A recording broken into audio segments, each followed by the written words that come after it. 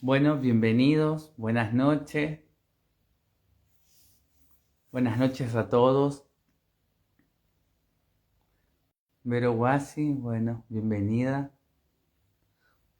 Danilo también, buenas noches, bienvenidos. Bueno, les quiero agradecer que se están conectando. Ahí se nos unió Carlos. Esperemos que podamos, a ver, que Insta, espero que podamos, a ver. Ahí aparece. ¿Me ves, Carlos? Hola, sí, perfecto, perfecto, Diego. Viste, estamos mitad y mitad. A ver, es tu primer vivo de Instagram, ¿no? El primer video de Instagram. Excelente, excelente. Bueno. Bienvenido. Yo te agradezco muchísimo. Mira, acá nos saludan desde Costa Rica. Nos está Cristina Rodríguez, dice buenas tardes, saludos desde Costa Rica. Qué lindo. Eh, Les agradezco a todos el haberse unido. Bueno, te agradezco primero a vos, Carlos, que aceptaste esta invitación, esta entrevista.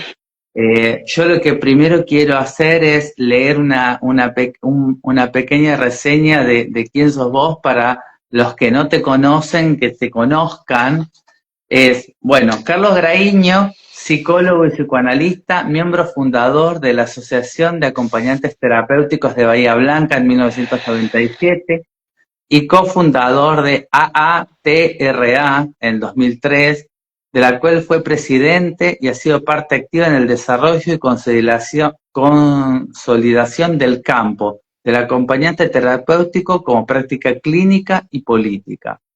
Es coautor del libro Historia institucional y perspectiva clínica en el acompañante terapéutico. También es autor de Teoría clínica y práctica en psicoanálisis y Cultura y religión en Freud y Lacan, estos dos últimos por Letra Viva. Bueno, bahiense. Bahiense, Diego, sí, muchas gracias, Diego, muchas gracias por esta invitación. Agradezco a vos y a este espacio. Bueno, la verdad que a mí me resulta muy interesante y yo quiero que me cuentes a mí, que cuentes a todos un poco cómo es esta mixtura, o cómo fue que se hizo esta mixtura de acompañante terapéutico y psicoanálisis. Pero antes de meternos en el tema, yo siempre empiezo a hacer preguntas que tienen que ver con la persona antes de llegar a su tema y a su desarrollo. Y yo lo primero que te quiero preguntar, Carlos, es, a mí, digamos, yo soy bibliotecario, entonces a mí siempre me va por el tema de los libros, por el tema de la lectura. Y lo que yo quiero preguntarte es, ¿qué libro o qué historia recordás vos de chico, de infante, de adolescente que hayas leído? ¿Qué historia recordás? Y mirá, el libro que a mí me marcó mucho en Contame.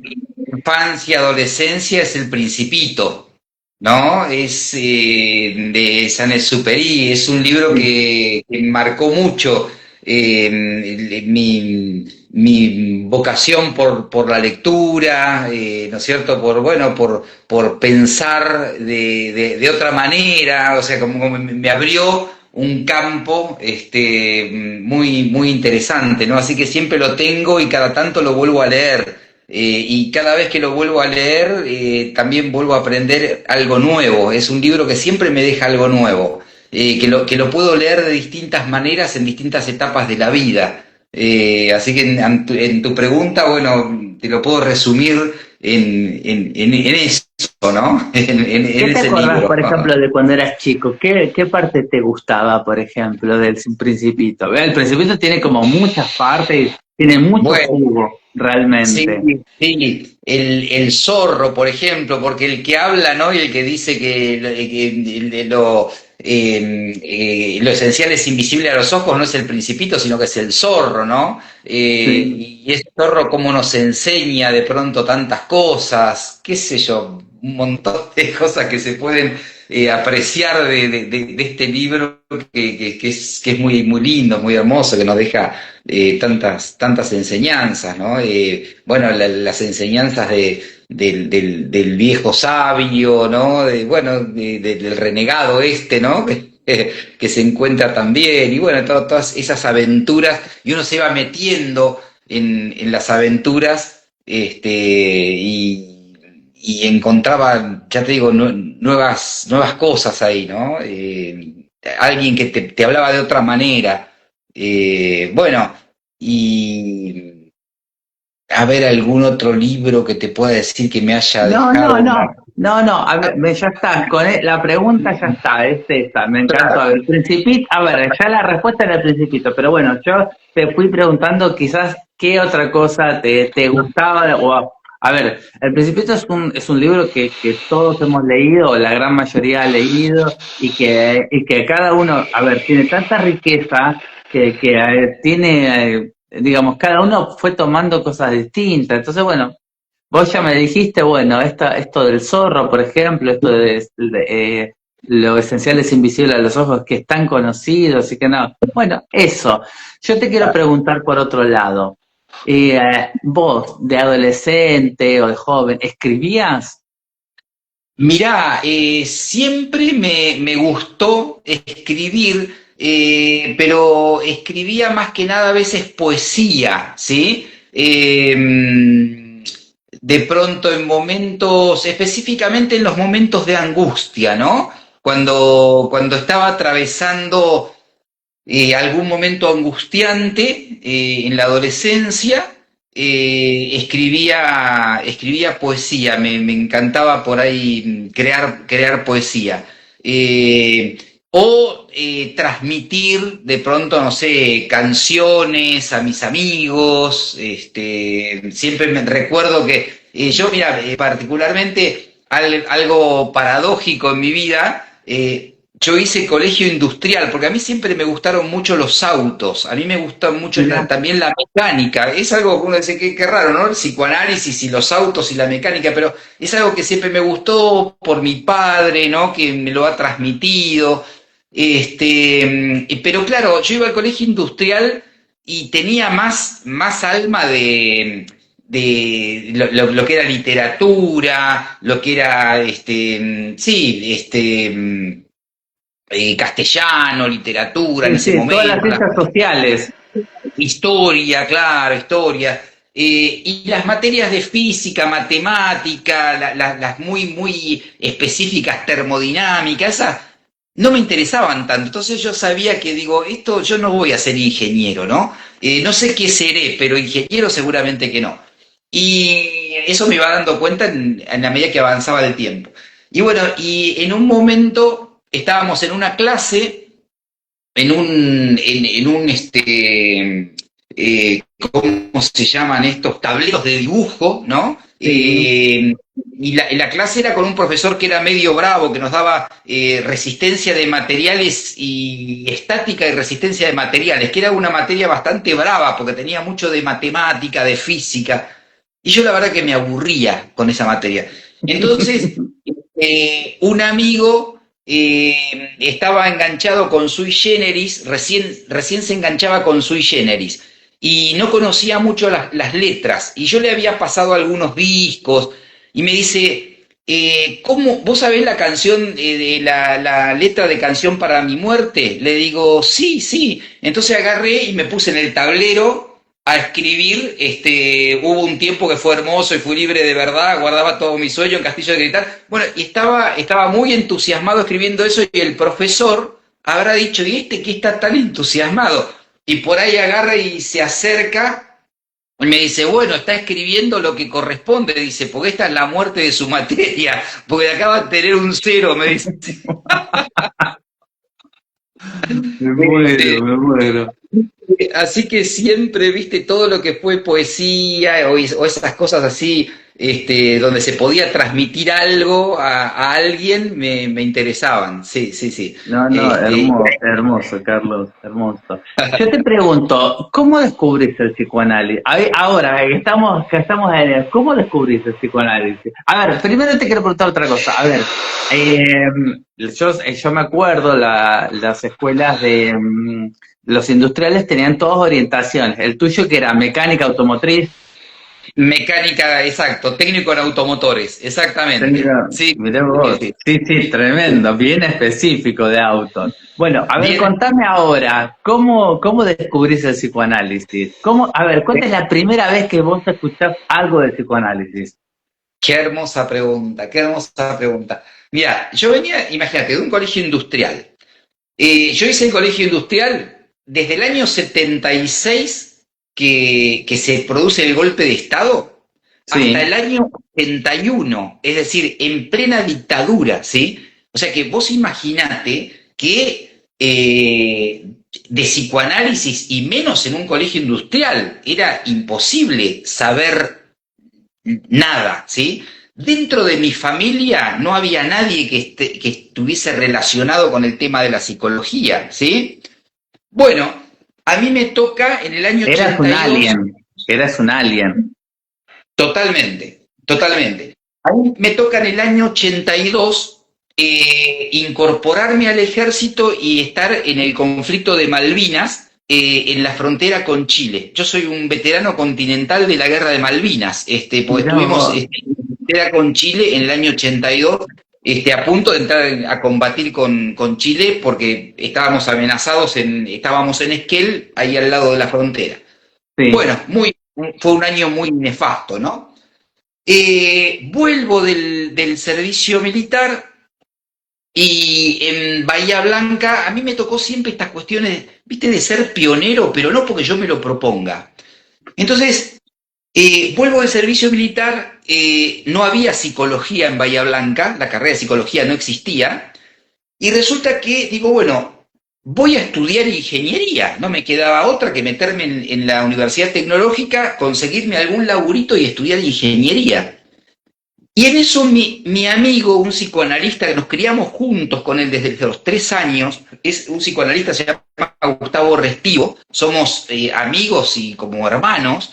Él vive en Nueva Zelanda desde el año 1999, se fue a vivir a Nueva Zelanda y ejerce el psicoanálisis allá. mira. Eh, Le toca, él un año menor que yo, le toca hacer el servicio militar. Estando en Bahía Blanca, un domingo nos juntamos en mi casa cuando a él le dan un franco y se trae un amigo del servicio militar que vivía en Buenos Aires. Este amigo era secretario de un psicoanalista en Capital Federal. Y trae a casa, estábamos tomando mate un domingo a la tarde, y trae a casa, él se lo había llevado al regimiento, cuando sale de Franco y viene, duerme en la casa de Gustavo, pero cuando venimos a casa ese domingo a tomar mate, trae un libro de Freud que estaba psicopatología de la vida cotidiana. Sí, Y, y empieza a hablar de Freud. Yo era la primera vez que la palabra Freud, ¿sí? Y al principio, viste, lo tomaba como diciendo, ¿y esto qué es? ¿Viste? No. Y por ahí en un momento de la curiosidad, le digo, vos mañana tenés que ir al regimiento, ¿hasta cuándo? Y no, yo hasta dentro de 15, 20 días no salgo. Le digo, ¿no me dejarías el libro o vos lo estás leyendo en el regimiento? Dice, no, te lo dejo si querés léelo. Cuando me encontré con psicopatología de la vida cotidiana, dije, no, no, no, no, este hombre me está hablando a mí, esto, esto es lo mío.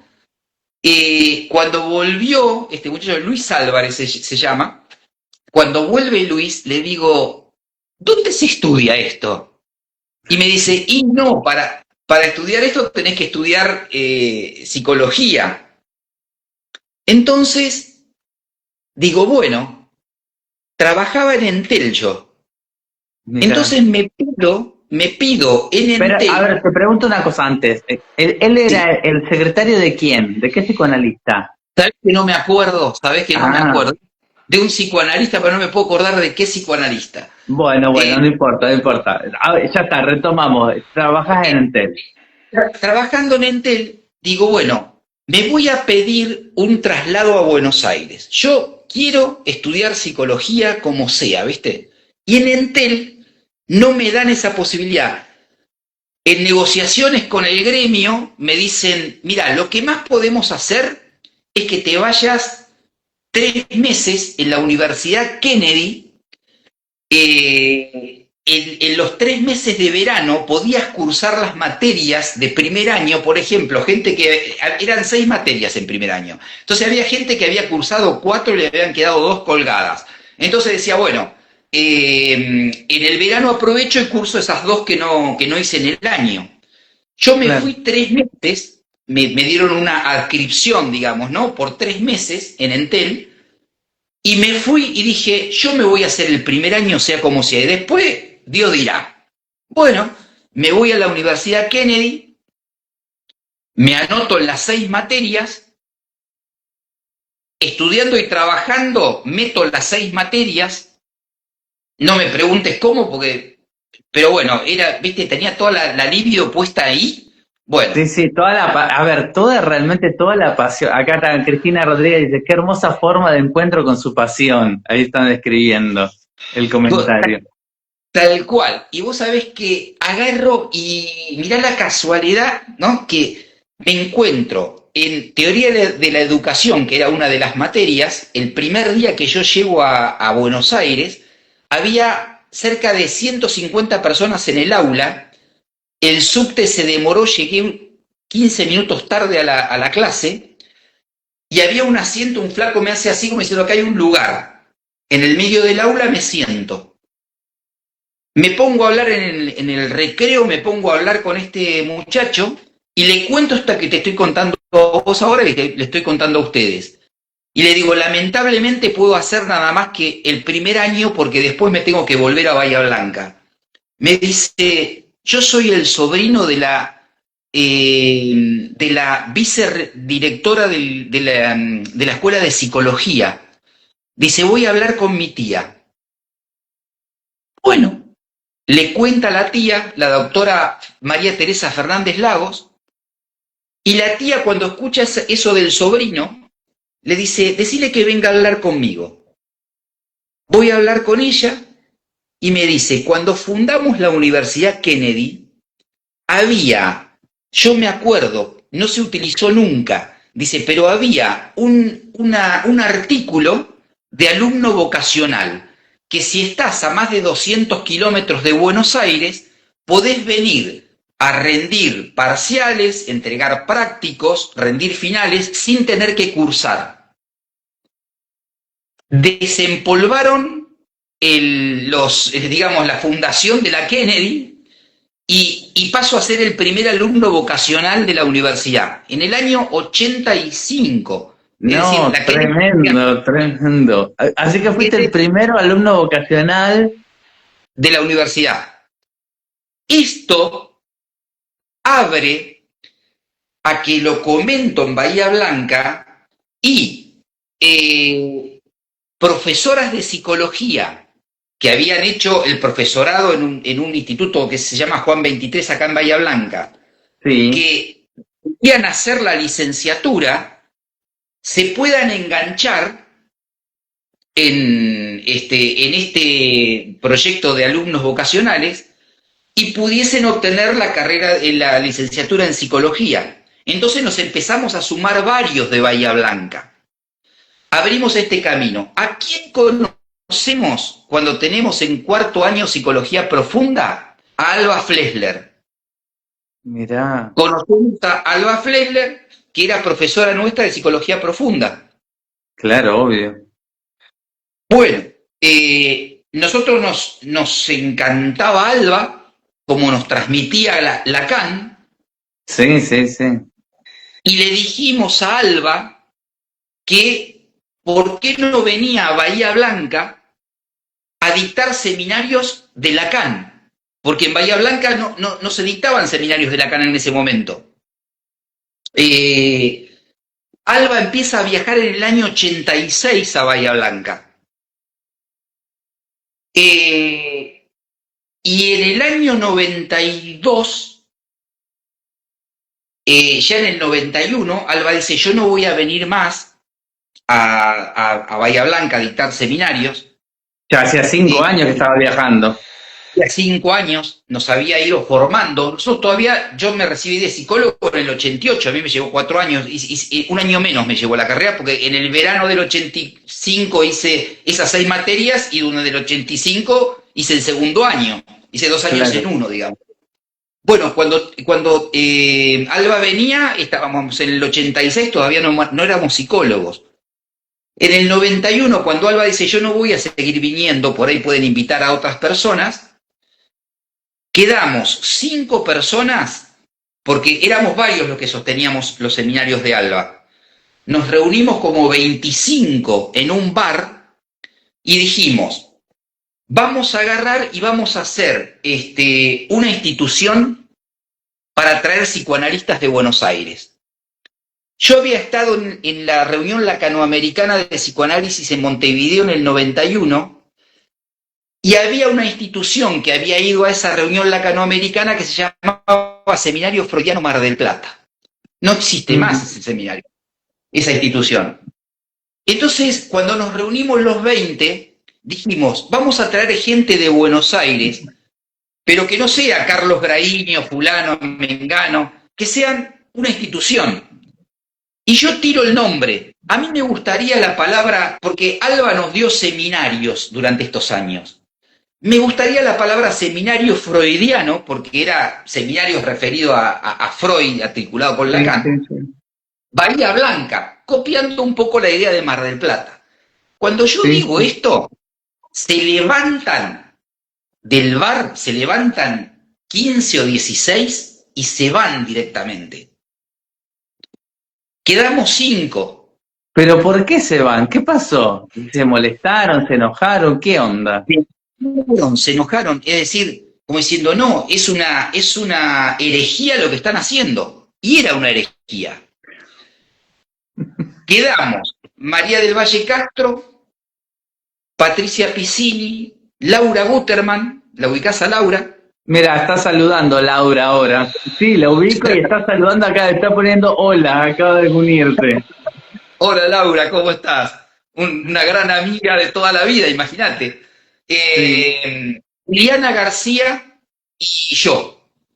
Y entre estos 5 locos fundamos también esta primera institución lacaniana en Bahía Blanca y en el sur, que fue Seminario Freudiano Bahía Blanca. ¿Sí? Al poquito tiempo, eso fue en el año 92, al poquito tiempo se abre la filial de APA en Bahía Blanca en el 94. Estaba Félix Ayubo, estaba, bueno, también grandes psicoanalistas, Eduardo Tamburi, Roberto Delgarte. Bueno, Roberto venía también con nosotros a los seminarios de Alba, por ejemplo. Silvia Croce, bueno, fue una época hermosa del psicoanálisis en Bahía Blanca, realmente una época fundacional, ¿viste? Donde APA tenía toda la fuerza, nosotros también veníamos con la juventud y con la fuerza también de meter a Lacan. Fue una etapa preciosa del psicoanálisis. Bueno, en medio de todo esto, si querés te sigo contando cómo aparece el acompañamiento terapéutico en el medio de todo este lío, ¿no? Sí. En el medio de todo esto, con Verónica Fernández, que es mi esposa, nosotros ya con Vero veníamos de novios desde el año 83, imagínate, éramos pibes. Laura Guterman dice, el psicoanálisis explotaba. Es tal cual, es así, fue una época maravillosa, realmente maravillosa. Bueno, venían de novios. Veníamos de novios. Vero ya se había recibido también, porque Vero también se había enganchado en la Kennedy. Vero se había recibido Y empezamos a trabajar en una clínica neuropsiquiátrica, lo que era verdaderamente un manicomio a nivel, un manicomio privado. Estaba el manicomio público, que era el Hospital Intersonal Doctor Pena. Ahí funcionaba el manicomio público, y después estaba el manicomio privado, que era una clínica. Bien manicomiales, ¿eh? Bueno, yo entro a esa clínica. En un determinado momento había un dueño, en el año 91 fue esto, dice, necesitamos salir en el diario, necesitamos a alguien para, un psicólogo para trabajar en la clínica. Bueno, me anoto, voy, y cuando haría una semana que estaba ahí, lo primero que hago es una asamblea de pacientes. ¿Viste? Con los pacientes que estaban más lúcidos, porque eran zombies prácticamente. Con los más lúcidos hago una asamblea de pacientes, bueno, cómo se sienten, cómo están comiendo, y decían que comían mal, obviamente. Cuando el director de la clínica ve ese movimiento, yo lo hice de ingenuo. Me llama y me dice, ¿qué está haciendo usted? Le digo, no, estoy armando una asamblea con los pacientes para poder hablar con ellos, ponerle un poquito de palabras a lo que les pasa. Dice, señor, dice, yo a usted lo contraté porque tenemos un convenio con PAMI y acá hay 150 historias clínicas que van a empezar a auditar, y usted tiene que poner en la historia clínica, fulanito está bien, se está recuperando, ponga lo que se le antoje, le pone el sello y se terminó el partido. Yo no, ahora no puedo decir en vivo a dónde lo mandé porque sería un maleducado, pero imagínense a dónde lo mandé.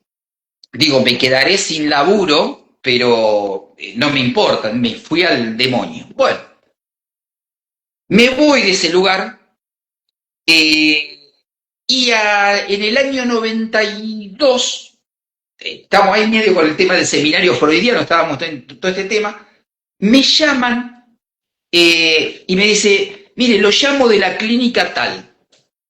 Le digo, no, le digo, con ustedes no quiero saber nada, por favor, le iba a cortar el teléfono.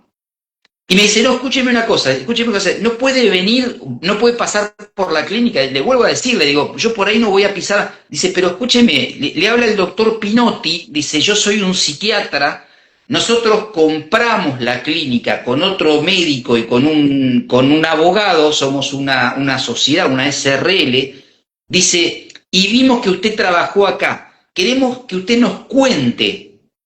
Bueno, voy a hablar con él y le cuento todo este desastre, ¿no? Me dice, mire, yo quiero armar un equipo interdisciplinario, dice, porque yo vengo de Hudson, de ahí cerca de La Plata, he trabajado en hospitales en La Plata, de psiquiátricos, dice, y quiero hacer de esto algo dinámico, cambiarlo por completo. Dice, ¿a vos no te interesaría armar algo?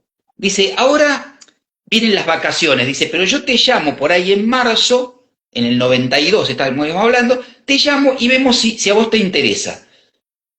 Me llama, le digo, bueno, mirá, le digo, esto está muy lindo, pero para esto va a hacer falta plata. Le digo, no plata para que me paguen a mí. Le digo, pero van a tener que poner plata porque armar un equipo interdisciplinario van a hacer falta un montón de psicólogos, 150 camas, ¿viste? Dice, un montón de psicólogos, vamos a necesitar trabajadores, algún trabajador social, porque hay problemas sociales muy grandes, un psicoterapeuta, vamos a necesitar, no sé, un equipo interdisciplinario. No hay problema, dice, no hay problema, lo vamos a armar. Año 92 lo armamos, ¿viste?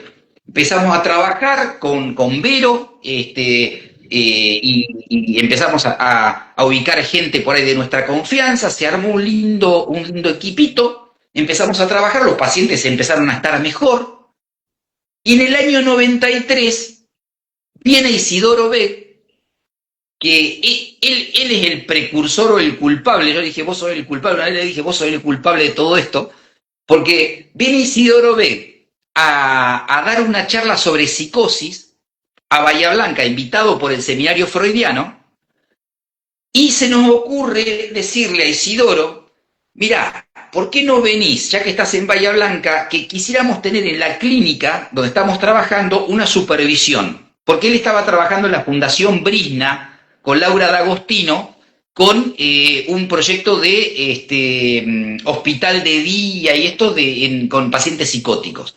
Ujú. Y dice Isidoro, bueno, bárbaro, voy, después que doy la charla, el seminario, voy a la clínica, tenemos una supervisión. Nosotros pensábamos que estábamos haciendo las cosas muy bien, porque los pacientes estaban muy bien, y yo le cuento a Isidoro todo lo que, o sea, yo en representación del equipo, estábamos todo el equipo, algunos aportaban otras cosas, pensábamos que estábamos haciendo las cosas re bien. Isidoro nos escucha y en un momento dice, Carlos, te voy a hacer una pregunta a vos, te la hago a vos, dice, pues soy el coordinador acá, dice, pero se la hago a todo el equipo. Dice, en el año 92, cuando vos decís que empezaron con este proyecto, ¿cuántas camas había en la clínica con pacientes? 152. Bien. Dice, ¿cuántas camas ocupadas tienen hoy en esta clínica? Lo miro, ¿viste? Digo, 152. Dice, no hicieron un carajo.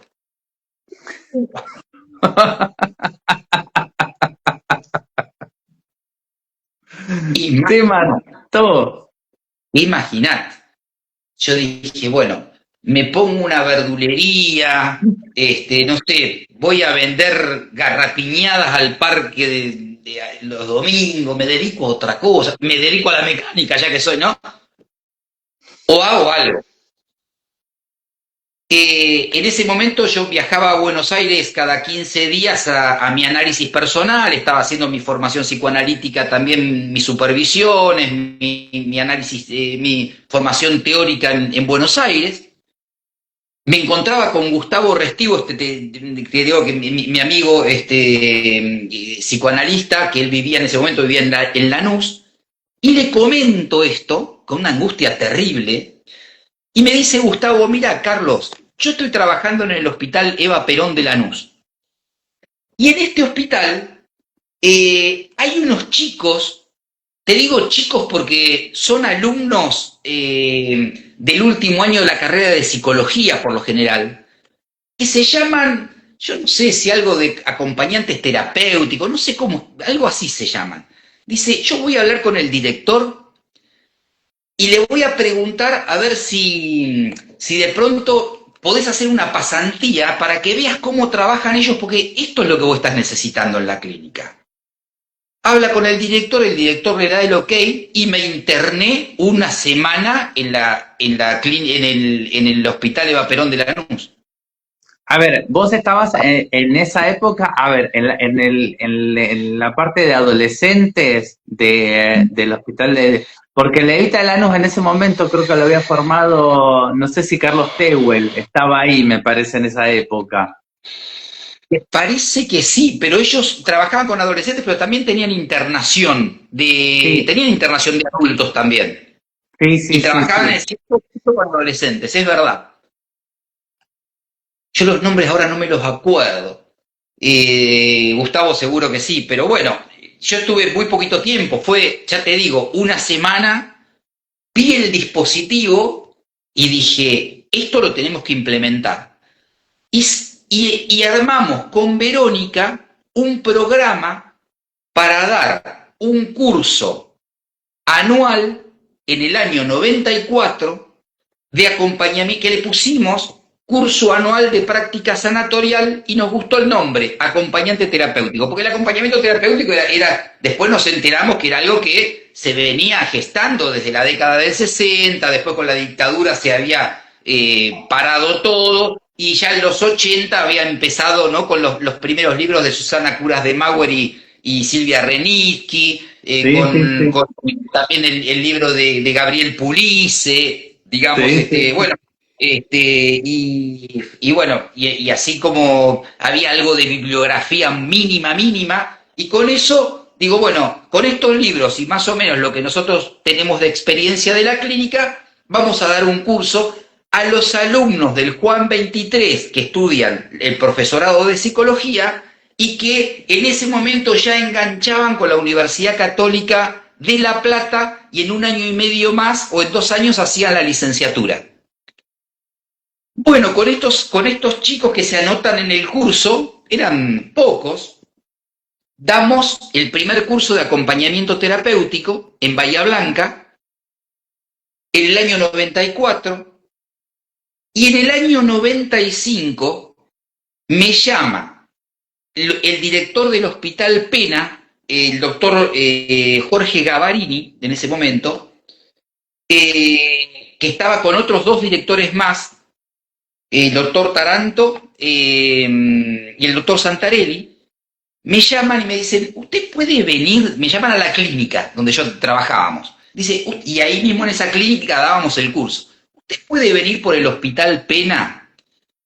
Porque queremos hablar con usted porque nos enteramos que están... Bahía es una, como dijo el loco Montenegro, es una chácara asfaltada. O sea, nos conocemos todos, ¿viste? Es grande, pero no deja de ser una chácara asfaltada. Somos chacareros, ¿viste? De esto de que nos conocemos entre todos en lo que hacemos.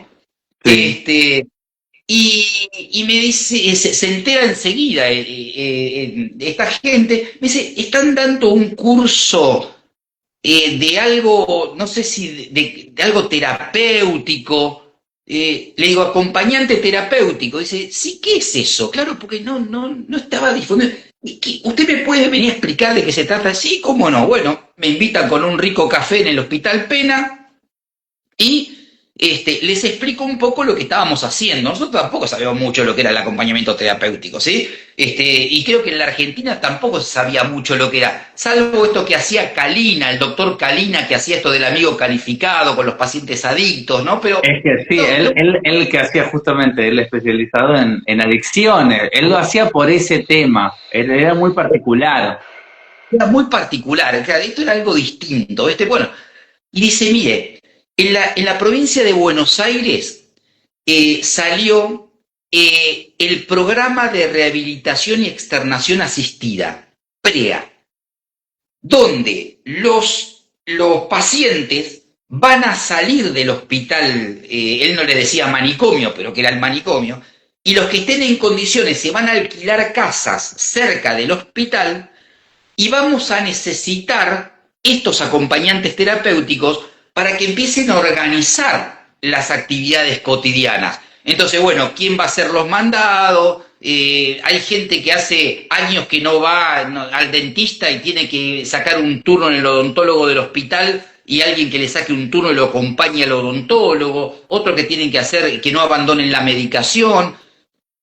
Le digo, genial, dice, ¿usted me podría seleccionar 12 acompañantes terapéuticos de esa formación? ¿Cómo no? Sí, claro que sí. Bueno, seleccionamos 12 acompañantes terapéuticos y empieza a funcionar el PREA a nivel público. Es decir, que ya esto que nosotros estábamos trabajando en la clínica, que gracias a los acompañantes terapéuticos se logra a través de Liliana García, que Liliana García entra a trabajar también en la clínica esta y tenía conexión con Laura D'Agostino, con la Fundación Brisna, y ella lo que hace es, con los acompañantes terapéuticos más el equipo interdisciplinario, proponer abrir el primer hospital de día en la ciudad. Entonces, los acompañantes terapéuticos acompañaban a los pacientes que estaban ya en condiciones de un alta intermedia a que vayan al hospital de día. Año 95 viene Isidoro Beck de vuelta a Bahía Blanca. El primer hospital de día de Bahía. De Bahía Blanca, el primer hospital de día. Se cambia el paradigma, se empieza a cambiar el paradigma de la psiquiatría y de la psicología en la ciudad, ¿sí? Entonces, bueno, Liliana pone mucha garra. Te interrumpí. Vino Isidoro. Viene Isidoro, lo invitamos a hacer otra supervisión y esa supervisión dijimos, bueno, vamos a ir con casco, vamos a ir con armadura, con lo que sea, ¿no? Era valiente para pedir una segunda, ¿eh? Tal cual, tal cual. Y lo invitamos a Isidoro y la supervisión le dijimos a Isidoro, mirá Isidoro, vos estuviste hace 2 años acá. Le digo, esta vuelta, ¿sabés dónde estamos supervisando? En el hospital de día. Acá había 33 camas que las volaron, un pabellón entero, y hoy funciona un hospital de día. Ahí Isidoro se pone de pie y nos dice, al fin estoy en un lugar digno. Y nos dice, la otra vez me fui tan enojado que ni siquiera les cobré la supervisión, así que ahora les voy a cobrar la del 93 y al 95. Y aparecemos, viste, con los bolsillos dados vuelta, viste, vos te das vuelta el bolsillo así que no tenés un mango. Bueno, Sí, sí, aparecíamos así con los bolsillos dados vuelta, pues no nos quedó un mango, digamos. Pero estábamos felices, viste, como diciendo, qué genialidad. Entonces, bueno, ¿esto qué genera? Genera que haya cada vez más demanda de acompañantes terapéuticos. Nosotros seguíamos dando el curso, pero había pasado que ya en el año 95 necesitábamos no a estudiantes de psicología del profesorado, necesitábamos abrir, digamos, a que gente también, a veces necesitábamos acompañar gente más grande, a veces necesitábamos acompañar a chicos en el colegio, porque de los colegios, algunos colegios en ese momento eran escuelas especiales, no sabían, hubo mucha resistencia en educación con el acompañamiento terapéutico y todavía la hay, no tanto ahora, pero a los colegios especiales se abrieron mucho a poder incorporar acompañantes terapéuticos para los chicos en discapacidad.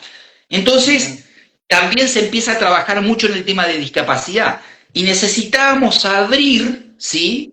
El curso a la gente común, digamos, a la gente que tenga vocación de hacer esto. Yo te pregunto una cosa acá.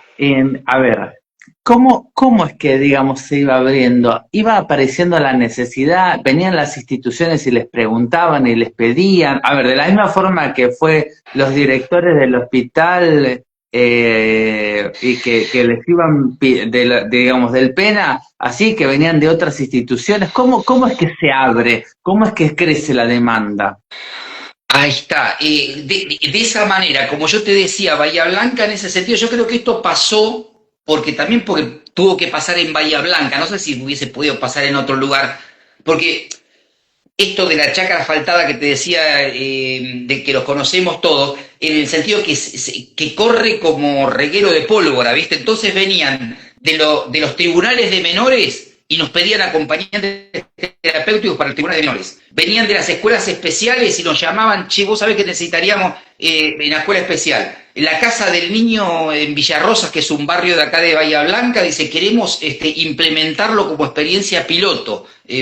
Verónica se hizo cargo de esa experiencia piloto con la psicóloga de la Casa del Niño y empezamos a trabajar en la Casa del Niño. Y así se fue desparramando por toda la ciudad y la demanda nos superó.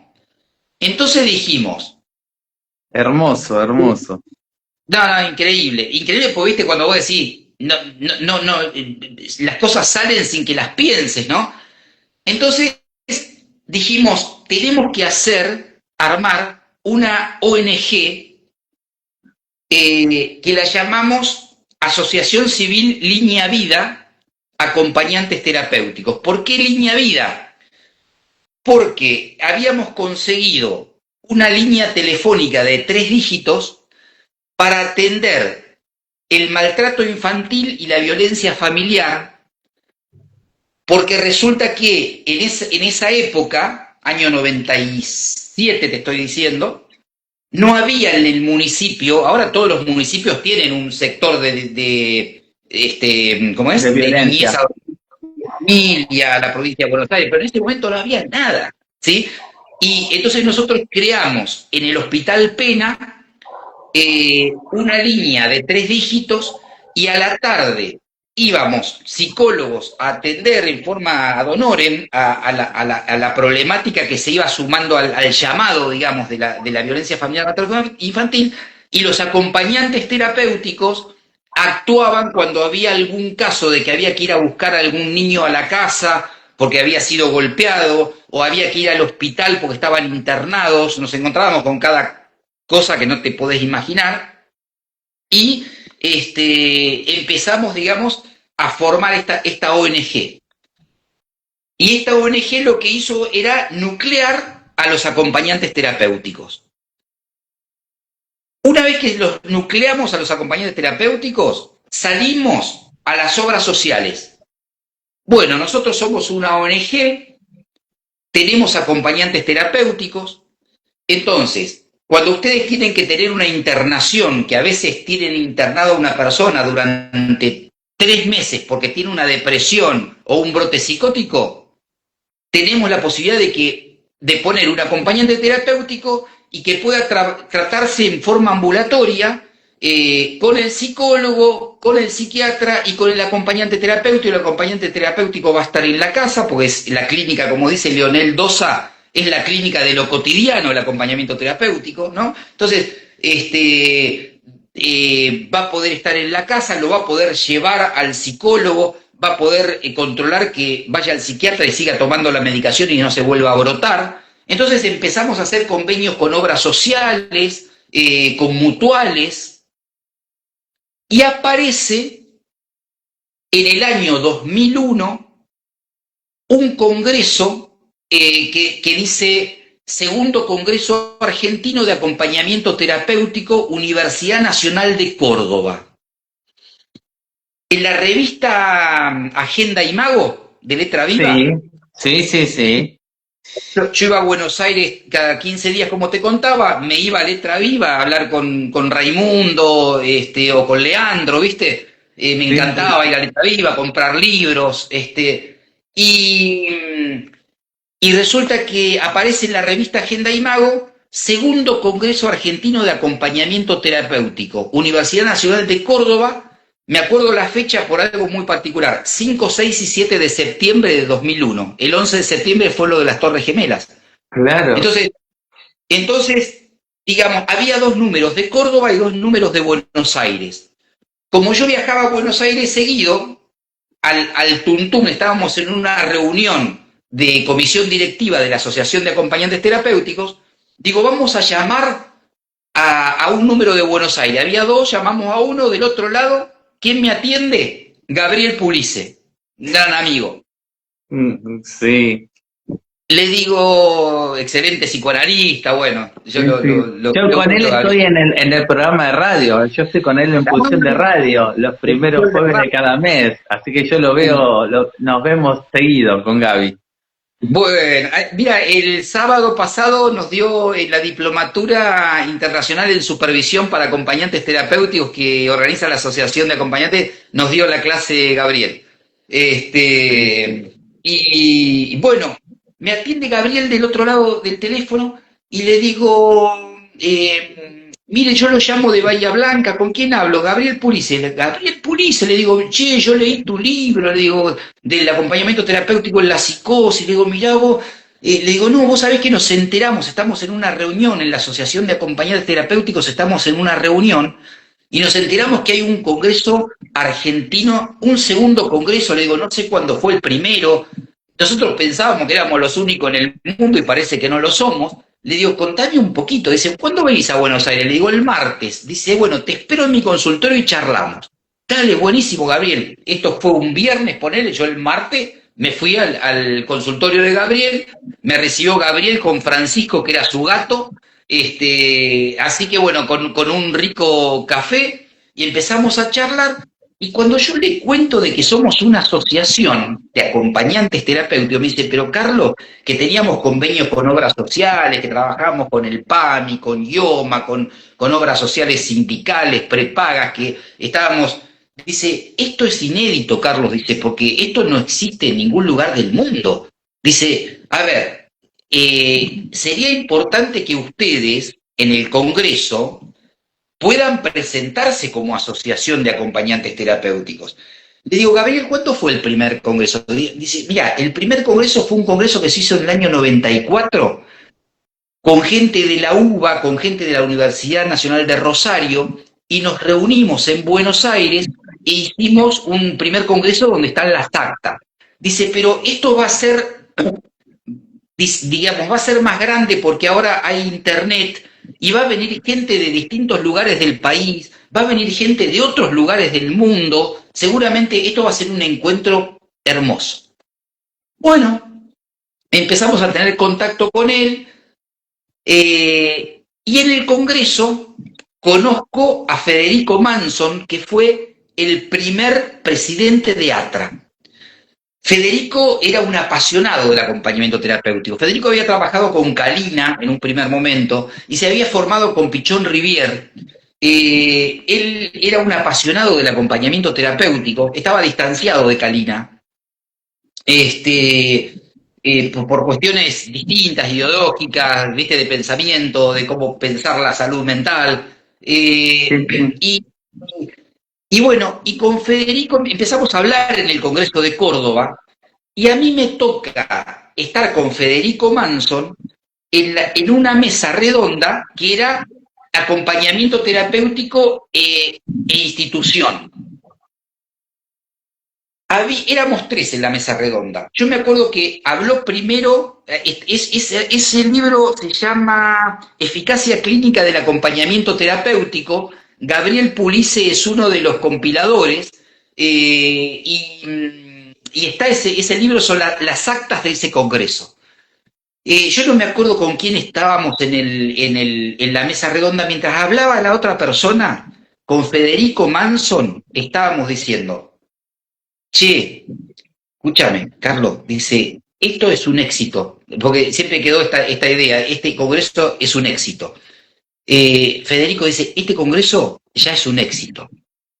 Dice, tenemos que hacer un próximo congreso y tiene que ser en Buenos Aires. Dentro de 2 años tenemos que hacer otro congreso en Buenos Aires. Maleducados, porque mientras el otro estaba hablando, nosotros estábamos cuchicheando eso, ¿viste? Y le digo, Federico, pero dice, ¿y no lo puede organizar Carlos Graíño, Gabriel Pulice, Verónica Fernández, Pablo Dragoto, Laura Frank, que son referentes de Córdoba, que habían estado ellos, Laura Frank, Silvia Alderete, Pablo Dragoto, ¿no? Dice, no lo podemos organizar, dice, esto lo tiene que organizar una institución. ¿Ustedes cómo es que son? Digo, mira, nosotros somos Asociación de Acompañantes Terapéuticos de Bahía Blanca. Dice, che, y a ver, Asociación de Acompañantes Terapéuticos República Argentina, ATRA, ¿te gusta? Sí, estaría bueno. Dice, bueno, yo ahora cuando me toque hablar, lo largo. Le digo, no. Le digo, porque el quilombo que era organizar una ONG dentro de una ciudad, a organizarlo a nivel nacional, digo, vamos a ir todos presos. Digo, o sea, te estás llevando algo que vamos a quedar como unos chantas, ¿viste? Yo digo, no. Dice, vos quedate tranquilo que yo lo largo y que sea lo que Dios quiera. Oh, Federico relanzado, ¿viste? Yo no me hubiese animado, te digo sinceramente. Bueno, ahí produce el acto de fundación de ATRA, porque el tipo cuando se larga a hablar, yo empiezo a hablar de lo que era Bahía Blanca, de todo lo que veníamos haciendo en Bahía Blanca. Entonces Federico se envalentona y dice, bueno, y el próximo congreso va a ser el congreso, tercer congreso nacional y primer congreso iberoamericano, porque acá hay gente de España y hay gente de distintos lugares de Latinoamérica, y será en Buenos Aires. Ya diremos en qué lugar y la sede. Y lo organizará ATRA, Asociación de Acompañantes Terapéuticos República Argentina. Todo el mundo aplaudía y a mí se me caían las gotas de transpiración, ¿viste? Yo digo, chao, nos cavamos la fosa solo, ¿viste? Bueno, Federico le puso tanta garra, tanta pasión, que el 3 de diciembre de 2003 estaba fundada ATRA, ¿sí? Donde, bueno, también somos fundadores Verónica, Gabriel Pulice, obviamente, en su momento estaba Gustavo Rossi, estaba Sí, acá, Federico. acá justamente comentan, yo participé del Congreso de la Universidad de Córdoba, creo que 2001, muchísima concurrencia. Fui con el equipo de Gabriel Pulice, Federico Manson, Eugenio, que junto con Rossi firmaban estudiantes de la UB, dice. Ahí está, ahí está. Bueno, con ellos fundamos ATRA. Eh, bueno, entonces, como yo te decía, viste, como me ha tocado un poco en la vida este destino de encender la mecha, viste, de ser medio un pionero, ¿no? De decir, pucha, al final el seminario freudiano se arma, pero digamos, el espermatozoide del seminario freudiano fue que un día yo dije de ir a la Kennedy, que estuve 3 meses ahí, y que se dieron todo lo que se dio, que después la gente de Bahía Blanca fue a la Kennedy y que conocimos a Alba Fleller, ¿viste? Vos decís, miércoles, ¿no? ¿Viste? Cuando vos empezás a hacer la historia y decís, esto ni aunque lo hubiese soñado se hubiese podido dar. Después, claro, que es con otros, ¿no? Porque el psicoanálisis nos dice es con otros, no es con uno. Uno puede dar un primer pasito, ¿no? Y después los otros son los que también ponen esa garra y esa pasión. Pero un poco fue, y ahí es donde nosotros armamos este libro con Verónica Fernández, que se llama Historia Institucional y Perspectiva Clínica del Acompañamiento Terapéutico. Digamos, por eso tiene todas estas figuritas y en el medio está el mundo y apunta acá en donde está Bahía Blanca, porque uno dice, siempre las cosas bajan del norte para el sur, ¿no? Los yanquis, los europeos siempre nos bajan su cultura. Y resulta que la primera institución de acompañantes terapéuticos que se forma en la Argentina y hoy hay en el mundo, hasta en Angola, te puede decir Gabriel Púlice, hasta en Angola hay asociaciones de acompañantes terapéuticos y en Argentina pululan asociaciones de acompañantes terapéuticos. Pero digo, empezó ese germen en la ciudad de Bahía Blanca, ¿no? Y se fue extendiendo y contagió, se viralizó. Mira, acá nos comentan justamente, Cristina Rodríguez, escuchar esta experiencia de Carlos me motiva a seguir insistiendo en el Colegio de Psicólogos de Costa Rica para iniciar las capacitaciones en acompañante terapéutico. La verdad que, a ver, yo lo conozco a Gaby hace un tiempo, mi novia es acompañante terapéutico hace muchísimos años como estudiante de psicología desde el año 2001, es la que comentaba de que había ido al Congreso. A ver, realmente son mucha gente, Gaby, vos, gente que ha dejado mucha huella realmente en la historia de la salud mental en la Argentina. Yo te quiero preguntar, con todo esto del acompañante terapéutico, tu mirada psicoanalítica, eso es algo que yo le quiero dar, que quiero que vos me cuentes. ¿Qué es lo que vos sentís? Porque también, a ver, Gabriel es psicoanalista, vos también sos psicoanalista, y no es casualidad que son analistas que van para este lado justamente con esta mirada. Contame vos, ¿qué es lo que vos sentís como analista en esta relación del acompañante terapéutico? Qué bueno, Diego, esto que preguntas. Mirá, nosotros pensamos que esto surgió porque nos obligaba la circunstancia en esa clínica neuropsiquiátrica, Sí. nos obligó a escuchar el sufrimiento humano y ponerle el cuerpo. Y a mí me parece que no hay otra manera de producir subjetividad y comprometerse con el sufrimiento del otro que no sea a través del psicoanálisis. No estoy diciendo que no sirvan las terapias, no estoy diciendo que la psicofarmacología no sirva, no, obviamente que no. Si es algo que no me peleo con ninguna otra disciplina, y yo creo que todos aportan, pero poder escuchar al sujeto ¿no? Nosotros desde el primer curso que dimos en el año 94 hasta Sí, hoy, sí, sí. eh, lo que trabajamos, y lo primero que trabajamos es la constitución subjetiva, lo que un significante representa para otro significante, que ahí está el sujeto, y que si no podemos entender esto, es muy difícil escuchar. Y que un acompañante terapéutico, si bien no va a ser alguien que va a interpretar el Ujú. inconsciente, pero va a ser alguien que va a poder tener una escucha para poder justamente acompañar, para poder saber que ese otro es un sufriente y que de alguna manera, bueno, puede alojar ese sufrimiento, ¿no? Que puede estar dispuesto a alojar ese sufrimiento. Como en el discurso del analista, cuando Lacan dice, bueno, el agente es el A como lugar vacío, ¿no? Y pone en el lugar del agente en el discurso analítico al objeto A, ahí donde uno se ofrece a alojar ese sufrimiento. Entonces, desde ahí el acompañante terapéutico sí trabaja desde el psicoanálisis, no interpretando, eso lo hace un analista, Sí, sí, sí, pero sí. sí Por eso, pero lo esa hace era desde mi el psicoanálisis. pregunta. No, no. Perfecto, perfecto. No, no, no.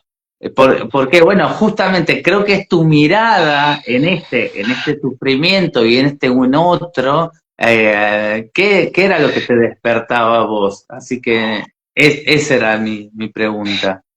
Claro, después el acompañamiento terapéutico, te doy una Sí, opinión personal, sí, fue creciendo, fue avanzando. sí, Hoy es una profesión, hoy hay un montón de bibliografía, pero también creo que tenemos que tener cierto cuidado en tecnificarlo, ¿no?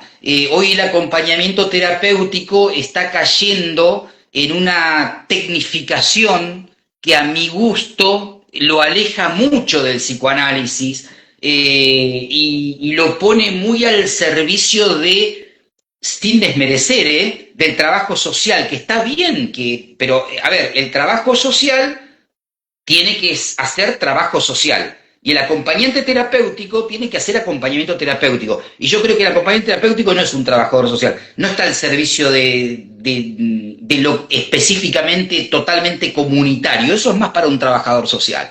El acompañante terapéutico, como al menos lo siento yo, desde el psicoanálisis implica esto, estar desde el discurso del analista en el lugar de objeto A, alojando el sufrimiento del otro. Y si no le gusta estar en ese lugar, no sé si puede desempeñarse como acompañante terapéutico.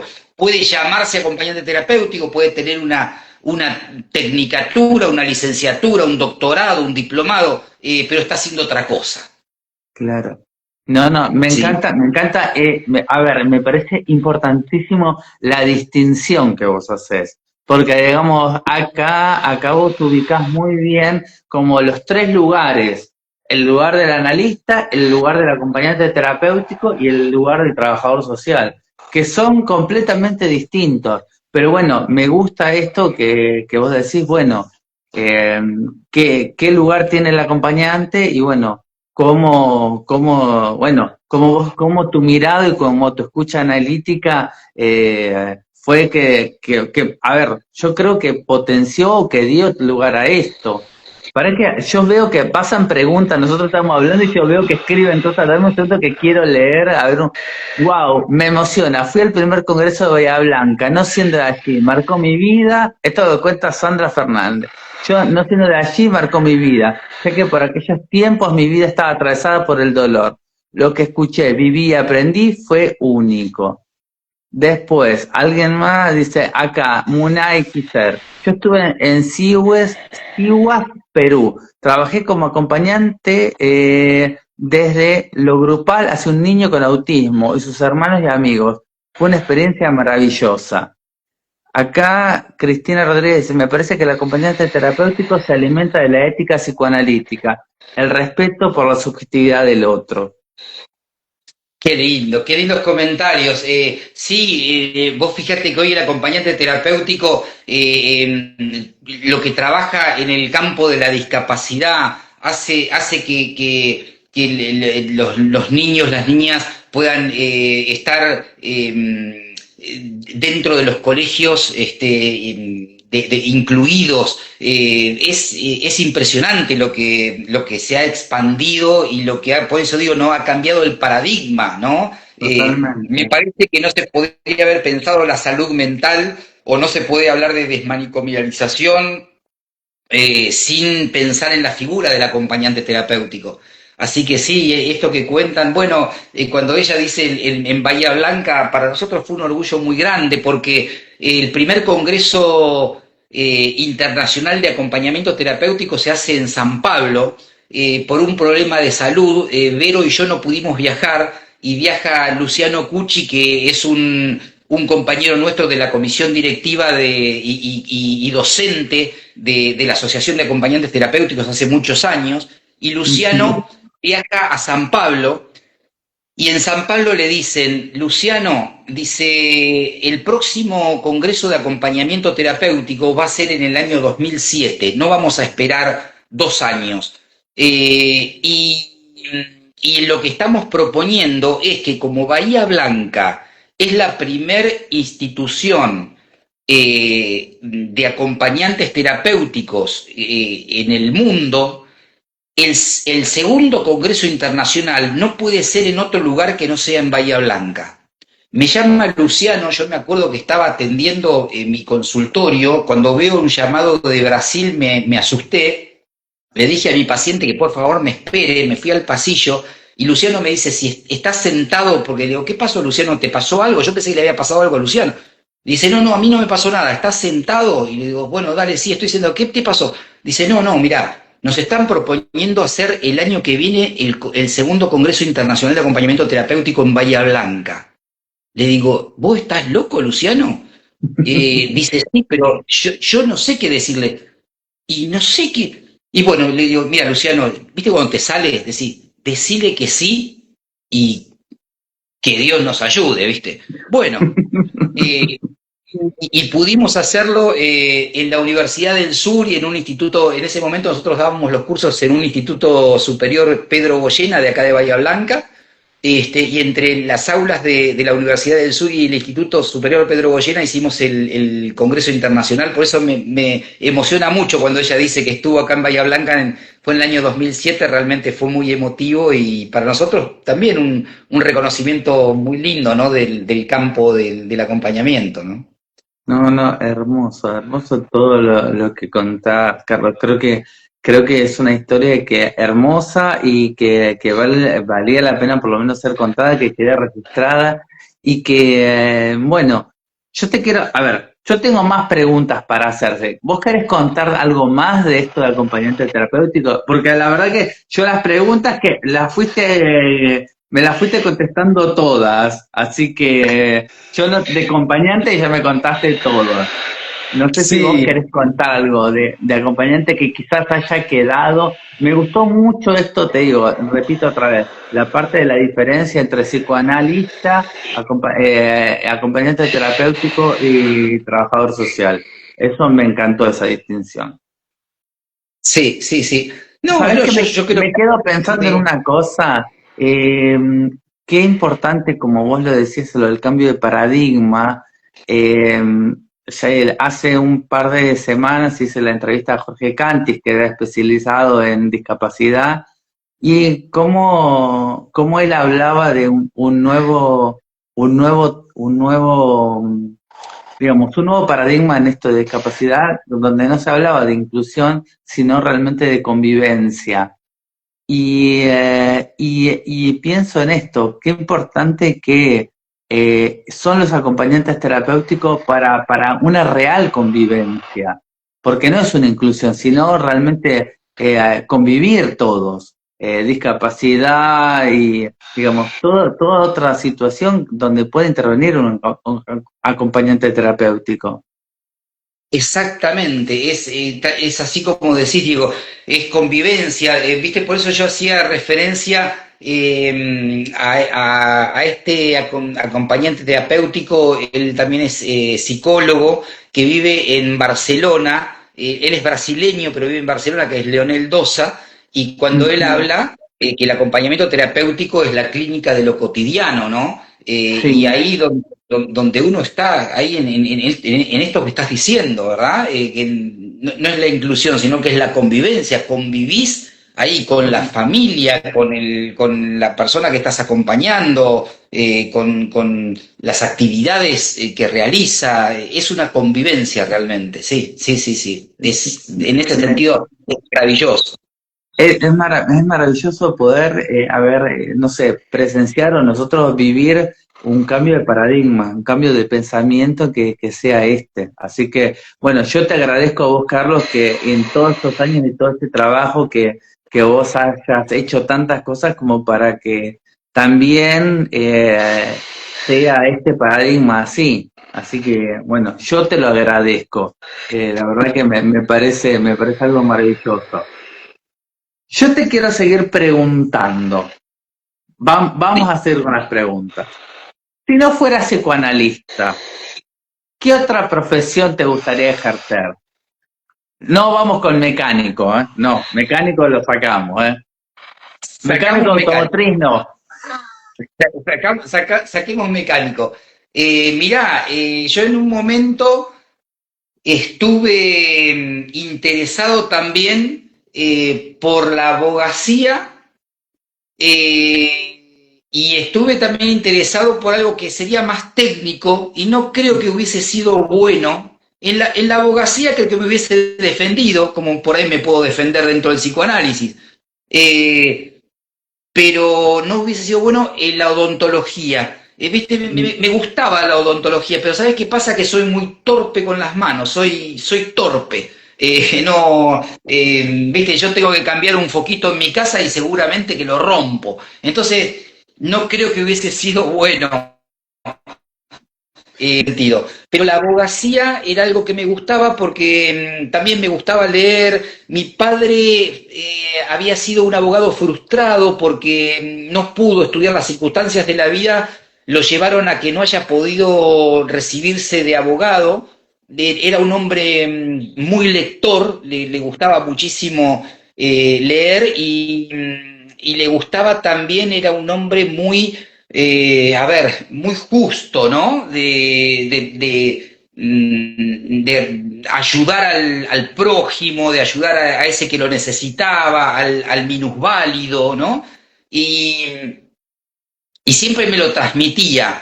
Entonces, creo que de alguna manera estaba en su deseo, de alguna forma, de que yo siguiera abogacía. Me acuerdo cuando empecé a estudiar psicología, imagínate, año 84, apenas pasada la dictadura militar, había todavía miedos cuando hablabas de psicología, y cuando yo le dije a mi padre que iba a estudiar psicología, me decía, vos estás loco, te vas a morir de hambre, eso no sirve para nada, vas a terminar dando clase en una escuela secundaria. Le digo, sí, ¿cuál es el problema? Le digo, sí, terminaré dando clase en una escuela secundaria, me morí de hambre porque voy a hacer lo que quiero, es medio rebelde, ¿no? Y me le rebelé un poco. Pero si hubiese sido por ahí un poquito más obediente a la palabra de él, quizá hubiese estudiado abogacía. Y me gusta, ¿no? Después, cuando vas a la práctica, bueno, bueno, Ay, mejor no, me... acá Laura Guterman dice, difícil imaginarte odontología, querido Carlos, lo que haces lo haces muy bien, dice Laura. Gracias, Bueno, Laura. ahora yo voy con otra pregunta. ¿Sí? ¿Qué profesión no te gustaría tener? Y no me gustaría ser, no sé, militar, policía, las profesiones así, ¿no? No, no me gustaría. Porque sería tener que ser demasiado obediente. No me gustaría ser sacerdote, todo lo que tenga que ver, ¿no? Con el ejército y la iglesia, como decía Freud, ¿no? Ujú. Siempre me he revelado a eso. Entonces, bueno, eso realmente no va Bueno, creo conmigo. que al haber sido rebelde te hizo recorrer tantos caminos y ser muy creativo, realmente es lo que te puedo decir. Sí, Contame algo cortito, chiquito, decime un recuerdo feliz de la infancia. Uy, el recuerdo más feliz de la infancia fue, bueno, cuando me llevan a la cancha de Racing, una tía que falleció trágicamente hace 2 semanas, Uh, eh, a la que quise mucho. Estoy atravesando un duelo bastante importante. Ella se había criado en el barrio de Bellavista, en Bahía Blanca, y había ido a la escuela con el Coco Basile, con Alfio Basile. ah, mirá.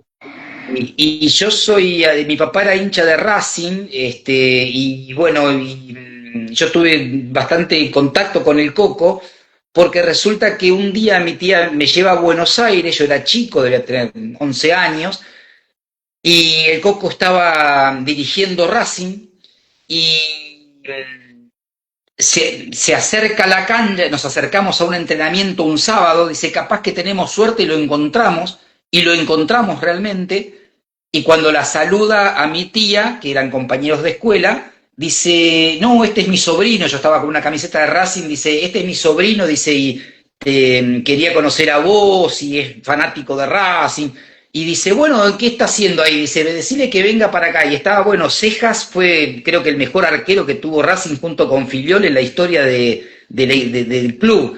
Y entonces Cejas me dice, bueno, pateame un penal. Y yo pateándole un penal a Ceja y se tiró para el otro lado y le hice un gol. Imagínate, yo te lo cuento ahora y se me quiere No, caer otra no, vez.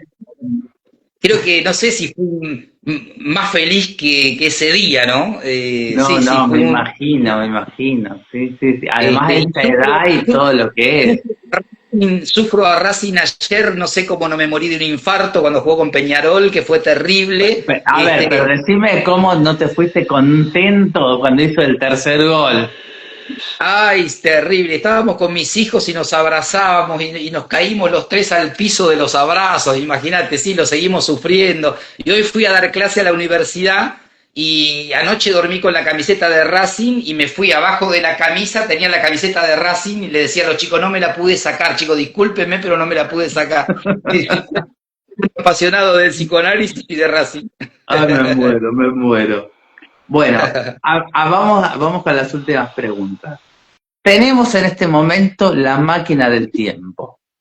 Agarramos, metemos a Carlos en la máquina del tiempo, lo llevamos al pasado antes de que conozca los textos de Freud, antes que conozca, de que tenga esa tarde de mate, y vos te lo encontrás a Carlos.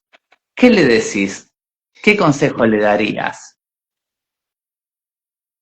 Y vos sabés qué barro, qué pregunta, porque el Carlos, antes de conocer a Freud, Sí, era, es letra de análisis la que te voy, la que te voy a dar, ¿no? Era Bartolo, ¿no? Era el Carlos Bartolo. Yo lo que le diría es, a ver, no seas tan Bartolo, sentá cabeza, ¿no? Yo por ahí me encuentro, viste, que hacemos a veces encuentros con los compañeros de secundaria, y claro, y como me dicen, qué bárbaro, dice, vos eras un tiro al aire, porque realmente yo era un tiro al aire. Y de pronto, si yo me encontrara con ese Carlos, le diría, yo tengo un amigo que vive en Israel, somos muy amigos y hace muchos años que se fue a vivir a Israel, ¿no? Y entonces hablábamos, éramos adolescentes, y yo salía con cada pavada que no podía decir y él me decía, pero Carlos, como decía, pero Carlos, dejate de joder con eso, porque inventaba pavadas, ¿viste? Era más el Bartolo del grupete, ¿no? Era el Bartolo del grupete, así que diría, no seas tan Bartolo. me muero, me muero. Bueno, ¿qué significa para vos ser psicoanalista? Lo que te decía hace un rato, significa una pasión, ¿no? Significa, para mí, un acto de rebeldía permanente, un acto de rebeldía a la conciencia, ¿no? una búsqueda de puesta en juego del inconsciente, una búsqueda de la caída de la religiosidad esa, ¿no? Tan que lamentablemente yo estoy bastante peleado con las instituciones psicoanalíticas, estoy bastante peleado, porque se terminan convirtiendo en lugares de culto, ¿no? Y eso no le hace bien al psicoanálisis. Entonces me rebelo contra eso, ¿sí? Entonces para mí implica eso, implica un poco una rebelión, ¿no? Mi padre, yo como el hombre de las ratas, ¿viste? Por algo uno es obsesivo, ¿no? Y mi padre cuando yo era chico me decía, claro, como yo era Bartolo, pues ya te digo, era Bartolo, yo agarraba y decía, bueno, salía de la escuela, agarraba la mochila, me iba al Club Bellavista, donde justamente Coco Basile salió de ahí, Rodrigo Palacio salió de ahí, y yo tiraba las mochilas y me iba a jugar al fútbol. Para mí era el fútbol lo único que me interesaba en la vida, ¿sí? Eh, entonces, ay, ¿a dónde iba con esto que vos me preguntaste? Ay, De me la fui. rebeldía, me hablabas de la rebeldía. Entonces mi padre se enojaba porque traía malas notas en el colegio, ¿viste? Traía malas notas. Entonces mi padre me decía, mira, dice, vos en la vida podrás ser un guerrillero o un gran hombre, porque claro, digamos, en esa época era la época, viste, de la guerrilla, de Sí, montoneros, de Lerner, viste, sí, sí, entonces sí. me decía, y como que estaba mal visto ser un guerrillero para él, ¿no? Entonces, ¿podrás ser un guerrillero o podrás ser un gran hombre? No sé lo que sería gran hombre, imagínate, yo era chico, no tenía un carajo lo que me estaba diciendo, ¿no? Entonces, yo dije, por ahí gran hombre mucho no me interesa. Y guerrillero era como ser rebelde, ¿viste? Porque el guerrillero era ese que se rebelaba Sí, totalmente. al poder hegemónico del discurso imperante, ¿no? De las dictaduras, ¿no? Ujú. Entonces, yo creo que el psicoanálisis, encontré en el psicoanálisis ese, ¿no? Como ese síntoma, digamos, de no ser ni un guerrillero, ni ser un gran hombre, ¿no? Pero poder encontrar un lugar donde poder revelarme al Ujú. poder hegemónico. Creo que eso implica el psicoanálisis un poquito para mí. Perfecto, perfecto, perfecto. Bueno, yo tengo mi última pregunta. La última pregunta es así. Pasan muchos, muchos, muchos años en el futuro. Dentro de muchos años se termina la vida. Carlos va al cielo. En la puerta del cielo no está San Pedro. Se desaparece de ahí y en la puerta está parado Dios. En la puerta del cielo. Entonces vos llegás ahí, te encontrás cara a cara con Dios. ¿Qué te gustaría que Dios te dijera en ese momento? Y a ver, qué pregunta, ¿no? Pero primero, si existe, le agradecería por la vida que me dio, aunque fue difícil, pero le agradecería porque siempre me tiró una mano el Barba, siempre me tiró una mano. Eh, Así que en ese sentido se lo agradecería. Y después, capaz que él lo que me diría, bueno, creo que hiciste las cosas relativamente bien. Sí, capaz que algún pecado me hará rezar algún Padre Nuestro que otro por algún pecado que me habré mandado, pero creo que dentro de todo me diría, creo que realizaste las cosas bastante bien, estaría tranquilo con mi conciencia. Buenísimo, buenísimo. Bueno, yo por mi parte terminé todas mis preguntas. No sé si vos querés cerrar, querés contar, querés decir algo. Es todo tuyo. Bueno, Diego, no, agradecerte enormemente este espacio, agradecerte esta charla tan amena y tan linda, agradecerle a todos aquellos que participaron. que escucharon, que bueno, que con sus intervenciones, sus preguntas también, realmente a mí me hace muy feliz, muy feliz. Y uno siente un reconocimiento de haber hecho algo o de haber podido transmitir algo, ¿no? Así que bueno, esto, muchas gracias. No me quedan más palabras que agradecerte de corazón. Ujú. Bueno, acá Laura Guterman apunta y dice, Dios te diría bienvenido Bartolo. Seguramente. Bueno, Muchas yo gracias. les agradezco a todos por esta entrevista. Pavo Sabiloso dice, cariño Carlos, lindo escucharte. Ahí, te saludan todos, acá también. Vero Guasi dice, gracias por tan grato momento. Así que bueno, Qué todos la verdad son cariños y están mandando un montón de corazones. Así que bueno, yo les agradezco lindo. a todos y bueno, después nos veremos dentro de estas semanas que vienen. Las próximas semanas no voy a hacer entrevistas, así que voy a hacer una pausa, ya volverán en un par de semanas, así que bueno, este pequeño impasse, bueno, quería dejarlo acá con Carlos, así que yo te agradezco muchísimo esta entrevista, me encantó, la verdad que la disfruté muchísimo. Muchas gracias, Diego. Un beso muy grande para todos. Bueno, nos vemos, hasta luego. Hasta luego.